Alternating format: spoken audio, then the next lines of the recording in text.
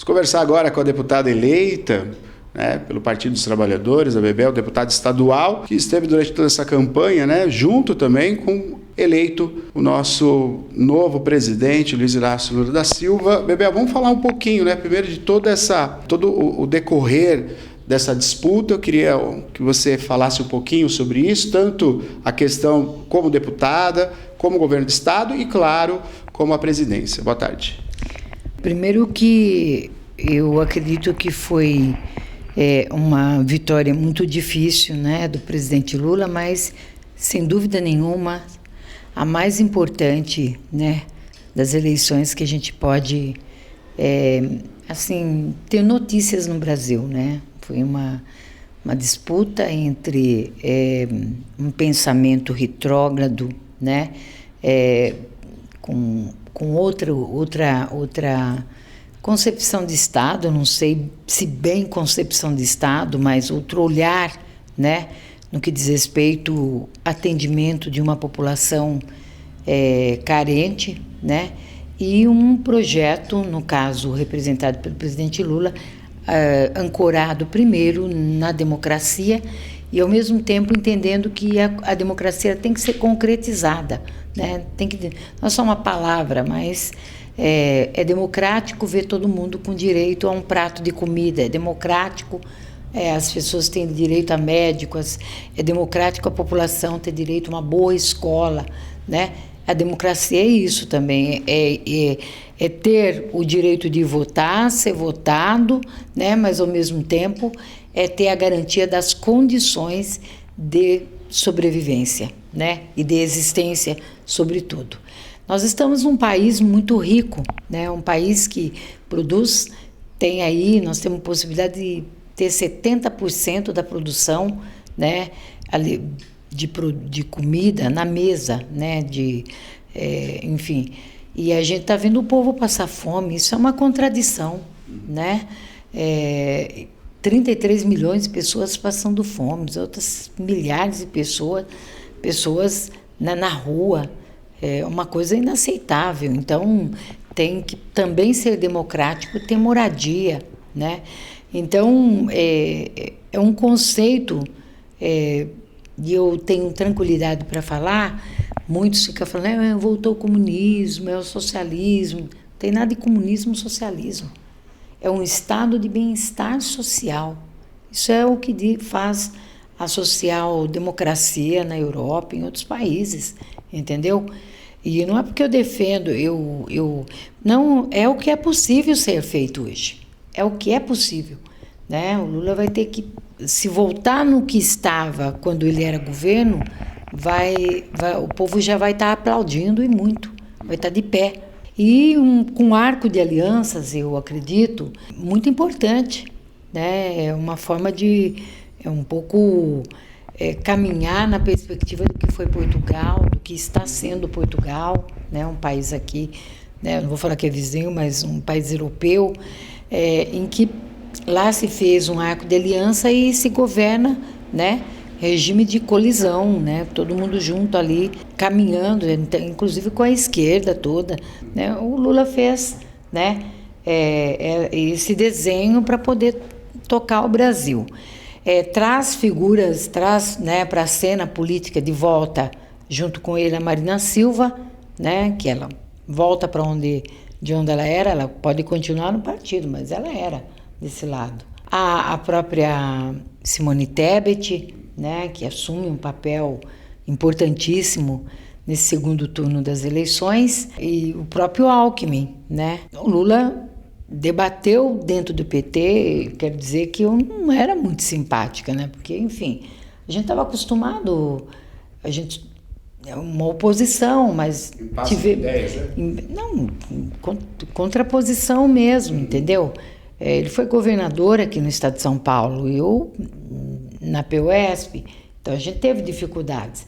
Mas há que entender que há um momento em que, para você avançar, né, naquilo que está retrocedendo, abrir mão. E me parece o Alckmin também se adequou, né, ao contexto ali do que tem que ser feito, né, para que todas as partes elas consigam aí fazer o Brasil ir para frente. Não por acaso o Alckmin é um dos que vai comandar a transição deste governo que termina para o outro, né, que deve se iniciar em 1º de outubro, junto com o presidente Lula. Presidente Lula, mas ele já compondo, né, a equipe de transição de governo.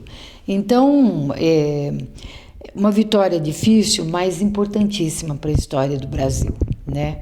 O Lula falou, ela é difícil, mas ela é a mais importante para mim.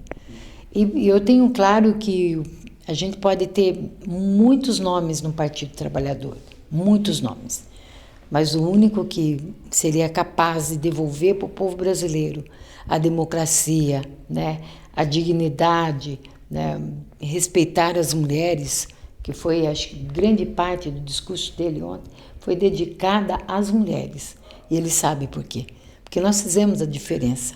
O país é composto por 53% de mulheres, tanto que vai ter um Ministério das Mulheres.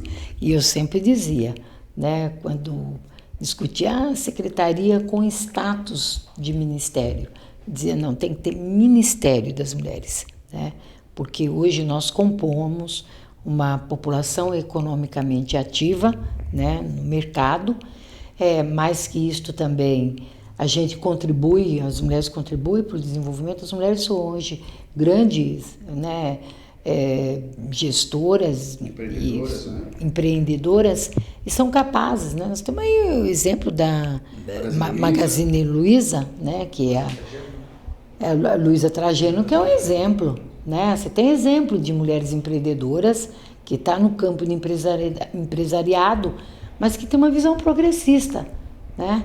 Então, também está claro o seguinte, um país não ganha com pobreza, né? Um país ganha também quando o povo tem divisão de renda. Então, a minha esperança também esse cuidado que o presidente Lula está tendo também de como ele quer tratar, né, o agronegócio, né, que tem uma importância fundamental. É claro que com cuidado aí com o meio ambiente, né, a agroecologia, né, porque não adianta você ter um agronegócio pujante e ao mesmo tempo você não ter condições de produção no futuro. Então você tem que preservar, né, o meio ambiente, enfim, todas as condições ambientais. Senão nós vamos ter, como já estamos sofrendo, efeito estufa e tantas outras, né, e também as condições do solo, né? Então, as eleições de ontem, elas remontam à esperança, né? A esperança de mudança, sim, e haverá, tenho certeza, né? E mudança para melhor, né? 2018, todos apontavam numa mudança, né? Eu não, porque eu sabia exatamente, por contas do posicionamento do presidente naquele momento eleito, que ele dizia o seguinte, porque tem que ter escola sem partido, porque nós vamos acabar com a ideologia de gênero. Eu pergunto, mas cadê o programa econômico, né? O único programa econômico que o Bolsonaro fez foi a reforma da Previdência, né?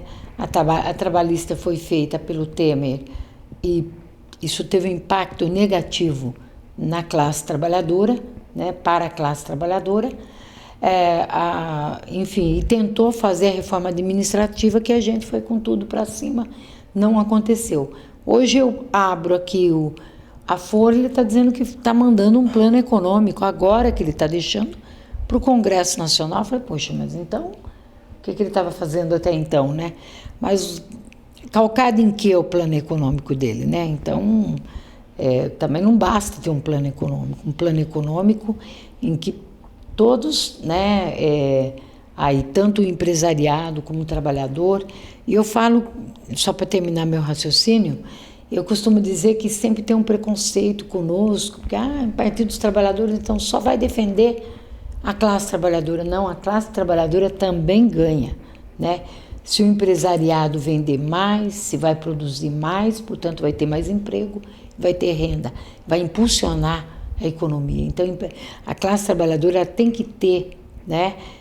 A renda básica de cidadania do nosso querido Suplicy, né? Exatamente porque se ela tem dinheiro, ela vai gastar e o mercado vai ter rotatividade, né?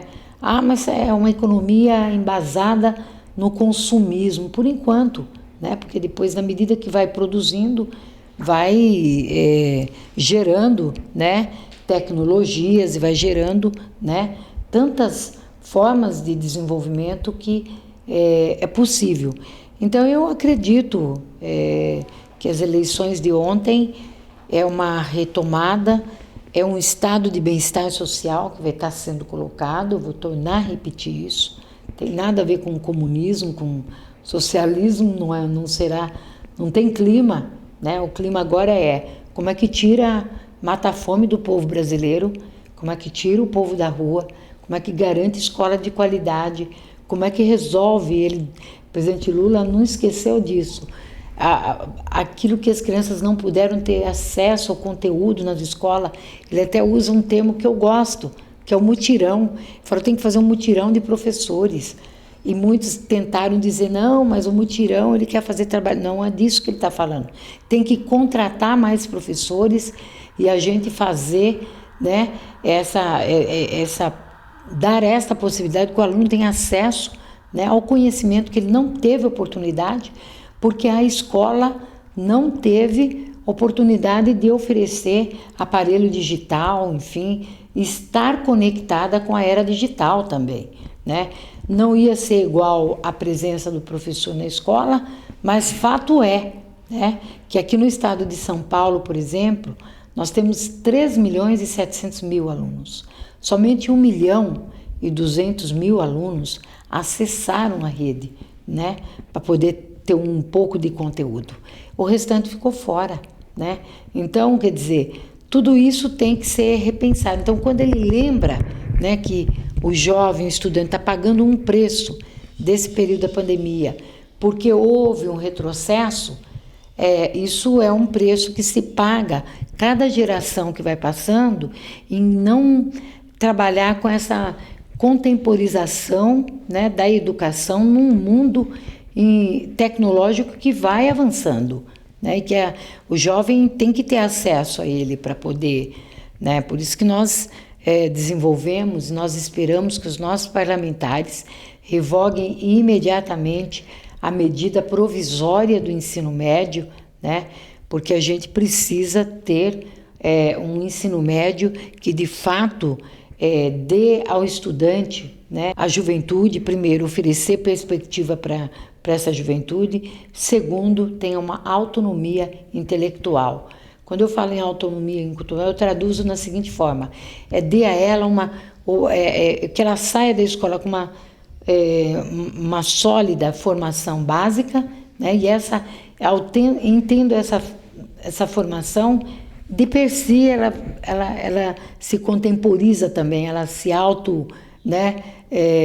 engaja em tudo que é tecnológico. Então tem que ser uma formação sólida, intensa. Então tem que ter currículo máximo, não currículo mínimo, como está acontecendo aqui no estado de São Paulo, né? Então a gente tem que resgatar também a discussão da base nacional comum curricular, né? Tô já trazendo para nós, e esperar que o governador Tarcísio, né, abra uma mesa de negociação, como assim dizia Fernando Haddad, que nós, por exemplo, aprovamos a semana passada, articuladamente com todos os deputados e deputadas, um PLC revogando, né, tirando do artigo 9º o parágrafo 2º, que cobrava, né, dos aposentados, confiscava, na verdade, dos salários dos aposentados e pensionistas, né, um valor de 12% a 16% do seu salário com a aposentadoria, sendo que ele já pagou, né, cumprindo a regra de uma previdência nova para quem já estava, né? Então isso foi uma injustiça. E a minha esperança é que, primeiro, se tiver veto, tudo bem, a Assembleia derruba, porque fomos nós que fizemos o PLC. Nisso eu estou tranquila, por isso eu lutei para ter esse método. Eu articulei com o presidente, né? O Carlão Pinhatari, ele também topou, ele pautou, né? Isso foi legal. E a casa abraçou, né? Então isso foi bom. Agora, o que nós queremos é que também devolva o que foi pago, né? Que foi justo. E a gente espera que o que dizia o então candidato Tarcísio, ele dizia que ia acabar com o confisco. Agora, e o Fernando Haddad diz, não, acabo com o confisco e devolvo. Ainda que seja parceladamente, nós vamos pedir para ele. A primeira mesa de negociação nossa é esta, discutir a organização da escola, discutir um modelo de ensino médio que não seja este que está implantado no estado de São Paulo. Nós precisamos de plano de carreira. A gente não quer política de subsídio. Nós queremos concurso público, não queremos mais forma de contratação injusta. Então, o futuro governador que tomar, né, posse agora, em 1º de janeiro, tem que ter claro, né, que ele vai ter uma agenda pesada conosco no serviço público, né, porque a gente tem esta pauta para ser tratada. Só dando um ponto também, a questão dos presidentes dos outros países que entraram em contato também, parabenizando o Lula, essa abertura que o Lula já vem dos 2 mandatos dele, né, abertura com os outros países, acaba retomando agora, né, a partir de janeiro. Ele falou que ele quer abrir e quer voltar a ter a presença fora do país, que ele destacou a questão do mandato dele. Isso também é muito importante para novos investimentos nesse momento, no peso mundial, né, Bebel? Muito importante. Você vê, a própria Noruega já demonstrou desejo de voltar a investir aqui, na Amazônia, né? Sério, sobretudo no momento em que a Amazônia está se devastando, né? Então, eu acredito, não só a Amazônia, mas eu acho que em outras áreas também estratégicas aí que nós temos. Esse país é rico, esse país tem tudo para dar certo, só precisa do governante certo, né? Agora na Rádio Educadora eu fui perguntada, Bebel, você pode afirmar que o presidente Lula, né, ele assume o Lulinha paz e amor? Eu falei, o Lula sempre foi paz e amor, né? O Lula sempre foi do diálogo, o Lula sempre foi aquele que sabe compor, aquele que sabe, né, e sabe brigar também. Isso é do sindicalista. Eu sou da escola sindical, eu sei como é que é. Nós, mulheres, com mais intensidade, porque não é igual. A força bruta nossa ela é diferente. É aquela coisa, você senta numa mesa para negociar, eu vejo, a maioria é homem, eu estou praticamente sozinha, né? Então, quer dizer, é um pouco do salto alto que a Marta de Suplicy dizia. Se eu não botar meu batom em um salto alto, eu tenho que... E você tem que se impor, né? Os homens, às vezes... Não, os homens, na maioria das vezes, é mais fácil. Porque já tem esse reconhecimento de que não, o homem tem o espaço dele. Nós temos o nosso espaço. E o nosso espaço, dizia já o presidente Lula ontem, é onde a gente quiser estar, né? Nós vamos nos impor. Então, eu acho que o Lula ele volta para o cenário político numa condição desejável dele, que ele sempre quis. Acho isso. Sempre quis um arco de aliança, uma frente, como dizia, tipo que é Portugal, né? E vai saber lidar direito com o Congresso, vai saber compor o governo. Ele já avisou para a nossa presidenta, a Gleisi Hoffmann, que não será um governo só de petistas, né? Tem que ser um governo composto com todos os que contribuíram aí com a frente, ou não. Por que não? Tem competência, tá disposto a estar dentro de um arco de diálogo, vai compor. Eu acho que ele está correto, acho que é assim, né? Eu vivo no sindicato a proporcionalidade, são mais de 20 forças políticas. E eu tenho que dançar conforme a música. E a vida é assim, não é só de iguais.